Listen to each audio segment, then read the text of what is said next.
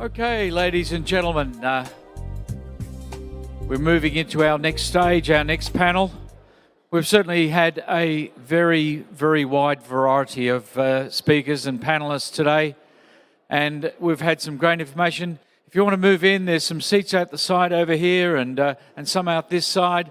Please come on in and hear from our next panel, which I'm delighted to introduce our moderator, Amir Mohammed Khashoggi. Thank you. Thank you. Thank you, Richard. Just a small correction in my name. You made me a prince, but my name is Amr. Amir means prince. Thank you. Good evening, good afternoon, ladies and gentlemen, and apologies for the delay. We're going to try to make it fast-paced and exciting and fun, like the rest of the forum. I'm sure you all are enjoying it as much as we locals are enjoying it. The mining industry in Saudi Arabia is a really promising industry, and it has fantastic opportunities for investors, both locally, regionally, and internationally. So we welcome your money, so big up. Today we're going to take a slight journey. First, we're going to talk about the global situation with regards to the demand for critical minerals and the supply or lack thereof. So I would like to start with Jonathan. You operate in 15 countries and you deal a lot in very important minerals, cobalt, copper, and other non-ferrous material. And the world is hungry for this. So if you can just give us briefly and specifically, where are the challenges in the supply meeting the demand? Are there shortfalls? And if there are, what is the worst case scenario? And what can we do about it to solve it? Amr, probably you can talk ages about this question, but let me give you a few highlights. We heard a lot of numbers, but I think for me personally, it's very hard to grasp the numbers. Trillions of dollars will have to go into the pipeline. But let's make this a bit more manageable, right? What does it mean? The demand that is popping up, sixfold of what we're producing now, will mean that about 300 to 400 mines that are currently in development will all have together come online just to meet the demand. Yeah? So that's a huge supply that needs to come online. And we're hearing a lot about sustainability and that needs to be done in a sustainable manner. Yes, of course. But the more you push the supply side, the more the ESG-related risks also increase. Right? So that's one of the big challenges. The second big challenge is talent. For some reason, which I don't quite understand, mining is not really sexy. The young people go to, and I'm only 36, but a lot of people go into the tech industry, not into mining. Yeah? Mining is considered dirty and a lot of work outside in the fields, and we're not getting the right talent in here. But if you're really serious about the net zero goals, there's nothing, you need to realize that there's no way around mining. So young people, and we encourage them every day, that want to make an impact in the world have to go into mining. The third big topic is, we heard this many times, is capital. There's, in the financial community, a very strong look for ESG compliant projects.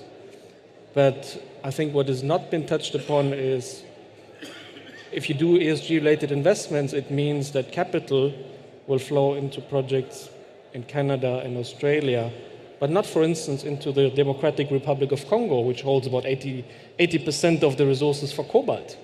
It means if we do not come to the realization that the minerals that we need will not come from the G7 countries, but from countries like the Democratic Republic of Congo, we will not be able to achieve our goals. Thank you. Sulaiman, are we in Saudi Arabia? Do we reflect this picture that Jonathan has shared with us?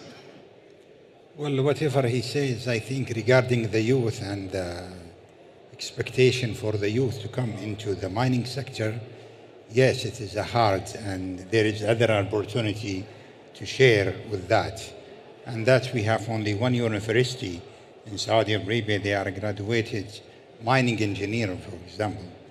But being good and the opportunity which will be appear in Saudi Arabia for the mining license which is issued by the ministry and the requirement for the Saudi technical people to involved in the mining sector, it will open the door for the youth to take the challenge and go into this business.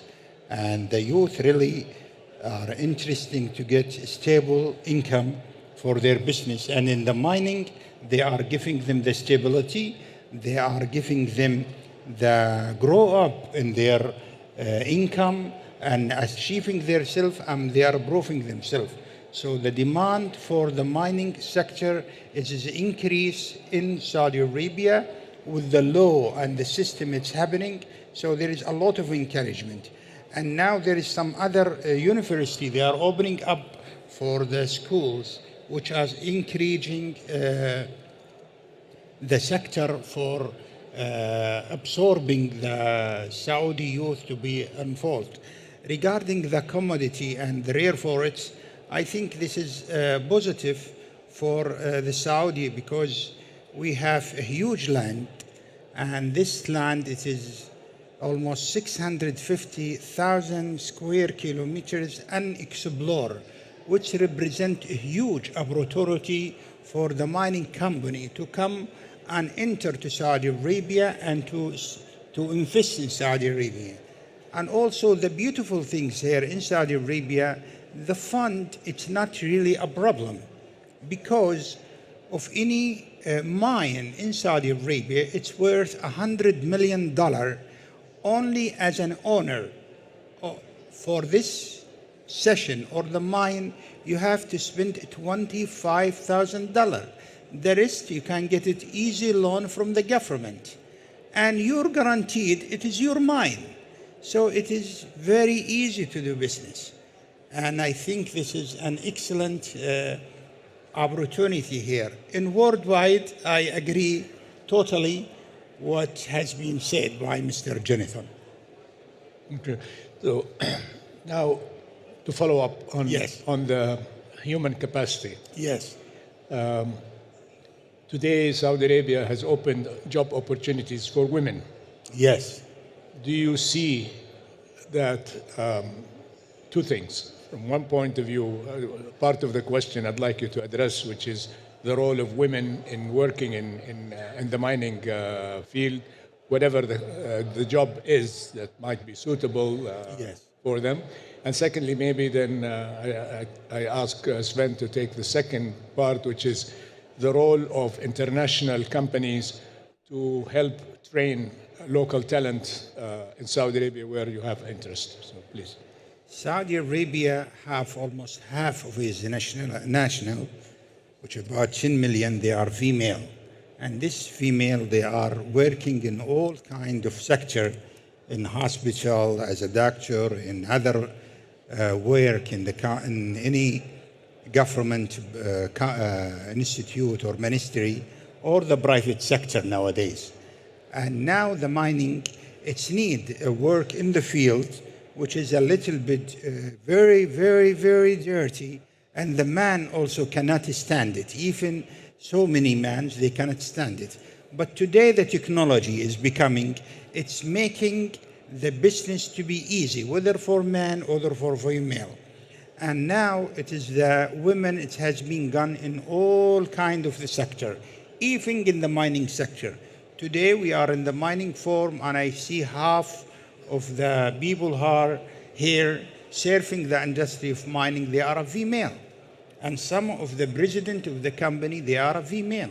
So I don't see a reason why not female, get into the mining sector based on the development of mining sector, which will be happening by using the technology, using the 4G, that will happening. As a sample of that, my daughter Shog, he's here, she's a part of the mining sector. So we have one lady from the family of the mining. She's in the board, she's in the business. So I think lady, they will be in, but not in very technical, dirty work and risky work. They might away using the technology to do it and the robot, and that's whether in Saudi Arabia, whether in the advanced country like America and Canada and Europe, because human, they have value.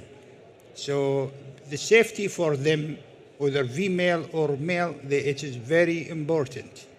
And thank you. Thank you. So, yeah, absolutely. Safety is a major issue, Yes. and it's also a question of perception that you said. I mean, people, when they think of mines, they think of coal mining, and very dirty and getting, you come out with all the sewage and so forth, etc.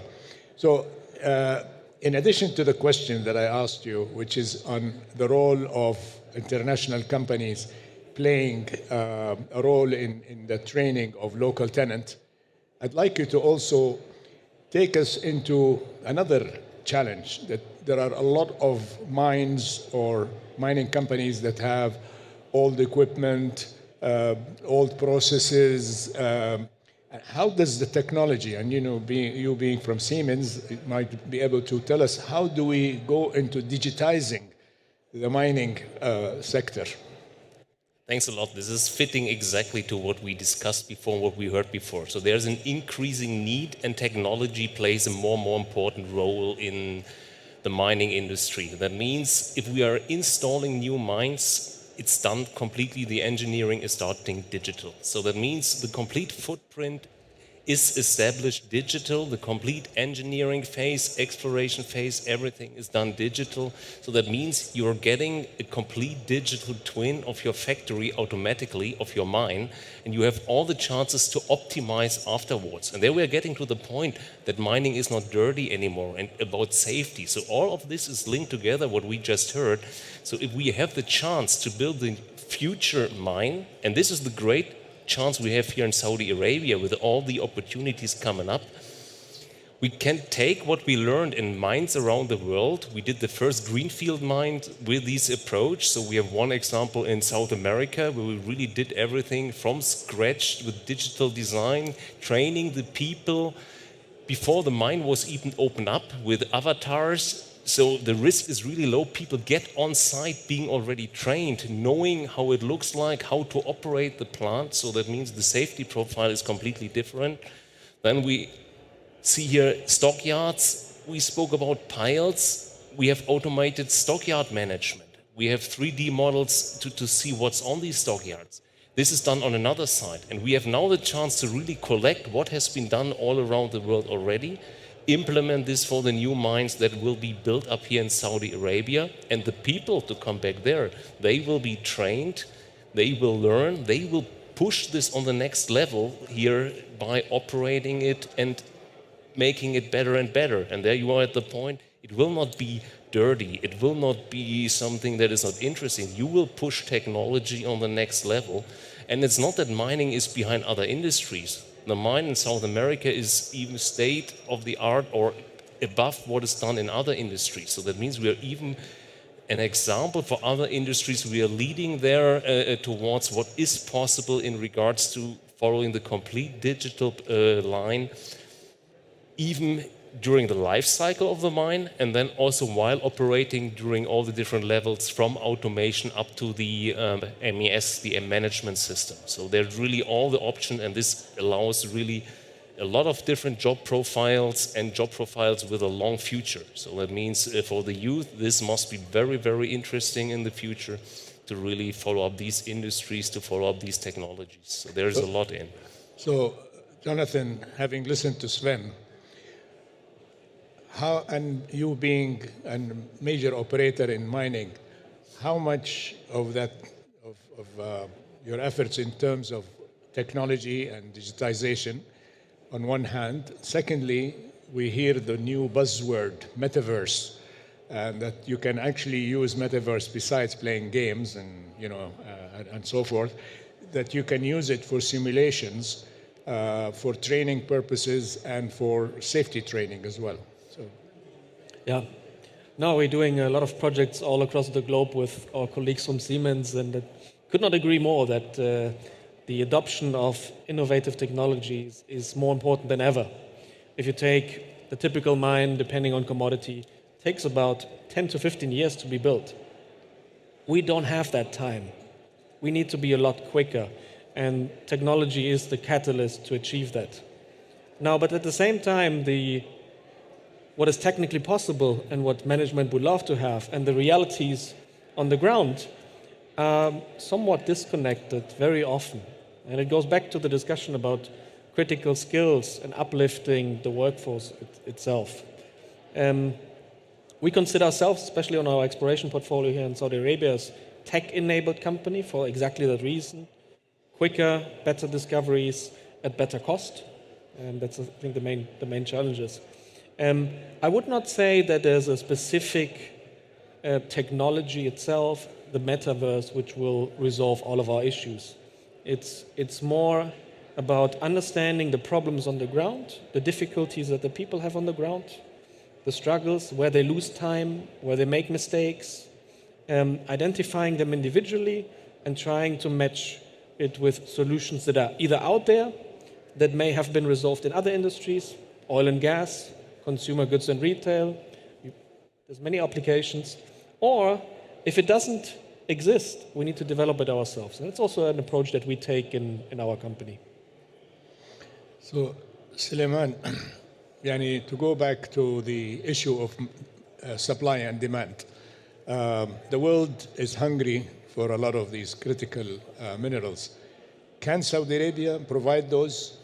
And can Saudi Arabia also put the right conditions or the right investment atmosphere for attracting foreign direct investments in order to make sure that these supplies come to a reality?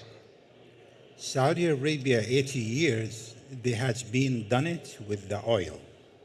And after that, the oil has been explored and they are surfing worldwide and they are giving the stability of the oil.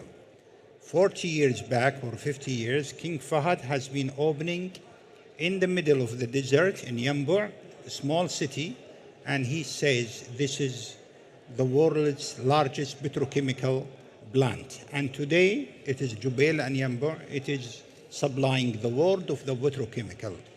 Today, in the Holy Custodian, King Sulaiman bin Abdulaziz and the Deputy Prince Mohammed bin Salman, they announced a plan for 2030. So within 10 years, 20 years, we will see Saudi Arabia fulfill the demands and the need of the minerals of the world to make stability of the world. Our land, I repeat, it is unexplored yet.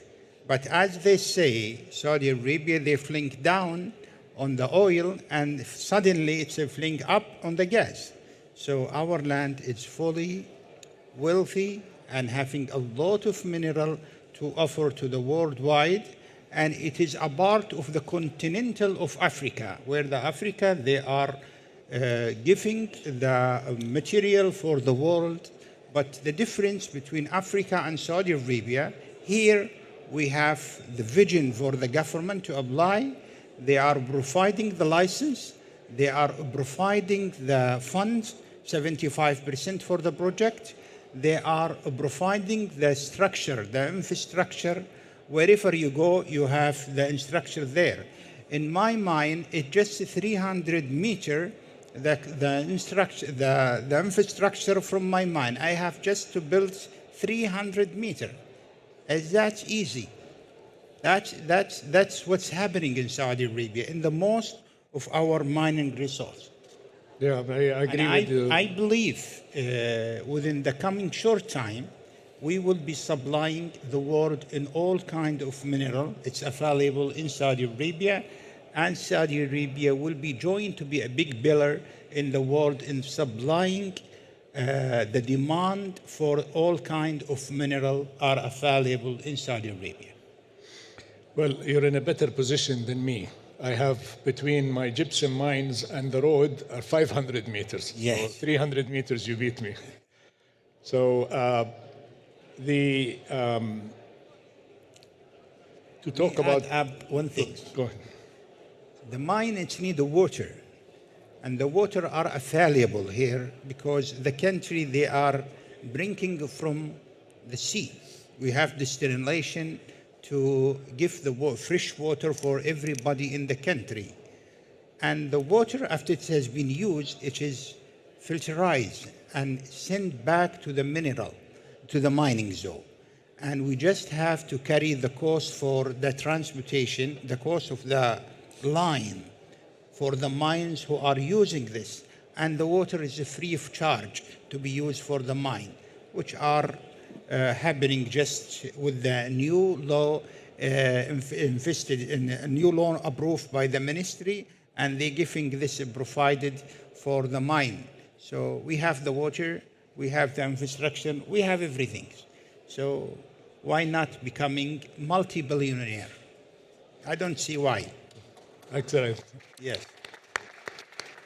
Sulaiman, you read my mind because Yes. My next question to Sven and to also Jonathan, and we have 4 minutes left, so we have to be a little quick with the answers, was on the effect on the environment and how does, from a technology point of view, what can the technological innovations do to make sure that we are friendly to the environment, like what Sulaiman was saying, using wastewater or treated water in the mining instead of using a very precious source in Saudi Arabia, which is water. Water is actually more expensive than oil here, anyway. I think we heard about the water, and the second important topic is at the end energy. So that means it will be electrification of the mine, electrification of the process. We just heard about it's only 300 meters to the road. So at the end, the bigger mines, they will definitely need then maybe rail transport to the coast, that we are also electrifying there and using conveyor technology to electrify also these. And there we also then back to optimizing the processes, because there's a lot on efficiency, and the efficiency is not if the motor has 98.5 or 90.8.4%. It's about optimizing the chain, the logistic chain. So there we are back to digitalization at the end, to really making sure that all the different steps are fitting to each other, and that we are looking in the complete logistic chain from pit to port at the end, because it will, at the end, a material will be shipped somewhere. You will export material, and so you have to make sure that the complete logistic chain is optimized and is electrified at the end. Jonathan? Yeah, I will not repeat what has been said a million times during the conference. I have one more topic, and I think that is very important to me, is sustainability is not a new concept to our industry. We've been doing this forever. We just called it differently. We called it social license to operate. And our industry is not particularly good in communicating the good that we do. In most of the countries, we build the roads. We help building the electricity. We are, in most of the cases, the only employer for a very big area. All of what we give back is not something because we're doing good just for the sake of it. We understand that this is the DNA of our business, and people will not allow us to make money if we don't do it. So I think we can be quite proud of ourselves and our DNA. Now, the biggest room is always the room for improvement, so you can always do better. But I think we should take a bit of also appreciation for the achievements that we have already. Thank you. I couldn't be more honored to have such a fantastic panel. So please, let's give them a round of applause. And thank you all for your time and for listening to us. Thank you, Richard. I hope we finished on time as you've requested. Perfect timing. Yes, thank you. Thank you. Ladies and gentlemen, please give our panel a warm round of applause as they leave the stage, and thank them for their contributions today. We've got one more panel to come, and